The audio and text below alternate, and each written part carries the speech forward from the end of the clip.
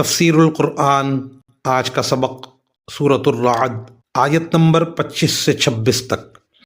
اعوذ باللہ من الشیطان الرجیم، بسم اللہ الرحمن الرحیم۔ والذین ينقضون عہد اللہ من بعد میثاقہ ویقطعون ما امر اللہ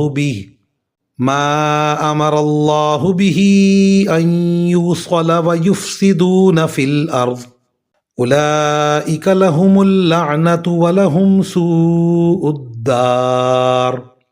اللہ یبسط الرزق لمن یشاء ویقدر وفرحوا بالحیاۃ الدنیا وما الحیاۃ الدنیا فی الآخرۃ الا متاع۔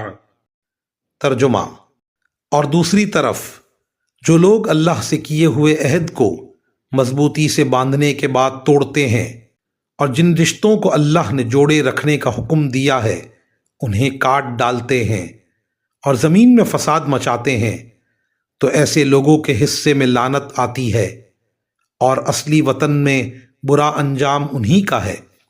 اللہ جس کے لیے چاہتا ہے رزق میں وسعت کر دیتا ہے اور جس کے لیے چاہتا ہے تنگی کر دیتا ہے۔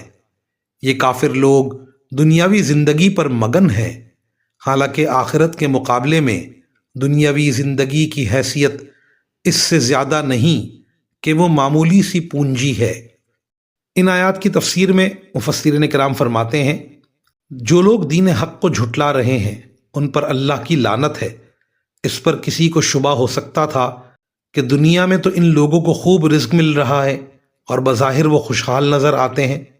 ان آیات میں اس شبے کا جواب دیا گیا کہ دنیا میں رزق کی فراوانی یا اس کی تنگی کا اللہ تعالیٰ کے یہاں مقبولیت سے کوئی تعلق نہیں ہے۔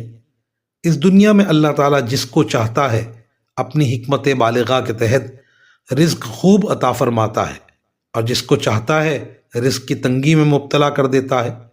کافر لوگ اگرچہ یہاں کی خوشحالی پر مگن ہیں، مگر انہیں یہ اندازہ نہیں کہ اس چند دن کی زندگی کا عیش آخرت کے مقابلے میں کچھ حیثیت نہیں رکھتا۔